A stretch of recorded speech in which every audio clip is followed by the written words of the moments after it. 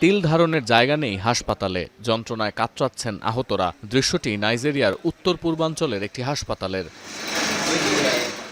স্থানীয় সময় শনিবারের ভয়াবহ বিমান হামলায় বিধ্বস্ত হয় একটি গ্রাম। তবে রীতিমতো নাইজেরিয়ান এয়ার ফোর্সেসের ভুলে প্রায় বিপুল প্রাণহানির শোকে স্তব্ধ গ্রামবাসী। রক্ত দিতে স্বাস্থ্যকেন্দ্রে স্থানীয়দের ভিড়, লোকবল সংকটে হিমশিম অবস্থা চিকিৎসকদের।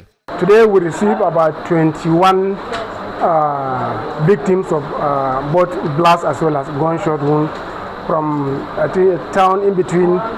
এক বিবৃতিতে নাইজেরিয়ান এয়ারফোর্স জানায়, বর্নো রাজ্যের জিলি অক্ষে বোকো হারামের ঘাঁটি লক্ষ্য করে এই অভিযান চালানো হয়। কিন্তু অ্যামনেস্টি ইন্টারন্যাশনালের দাবি, এতে অন্তত 200 বেসামরিক মানুষের প্রাণহানির আশঙ্কা করা হচ্ছে। এই অভিযোগের পর ঘটনার তদন্ত শুরু করেছে নাইজেরিয়ার বিমান বাহিনী। Civilian harm accident and investigation cell তাদের প্রতিবেদন জমা দিলে বিস্তারিত জানানো হবে।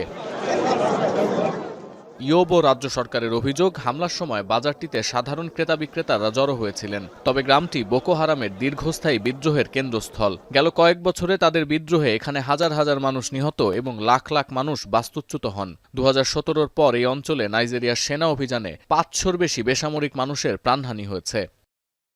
হামলার নিন্দা জানিয়ে অ্যামনেস্টি ইন্টারন্যাশনাল বলছে, বিমান হামলা আইন প্রয়োগের বৈধ কোনো পদ্ধতি নয়। নাইজেরিয়ার সামরিক বাহিনী নাগরিকদের সুরক্ষা দেওয়ার পরিবর্তে বেপরোয়া প্রাণঘাতী শক্তির অবৈধ ব্যবহার করছে। সতীর্থ কর্মকার, এখন বিশ্ব। 72 ঘন্টা ময়েশ্চার লক সমৃদ্ধ লিলি বডি ওয়াশ। শিয়া বাটারের গুডনেস স্কিন রিপেয়ার করে রাখে সফট ও গ্লোয়িং।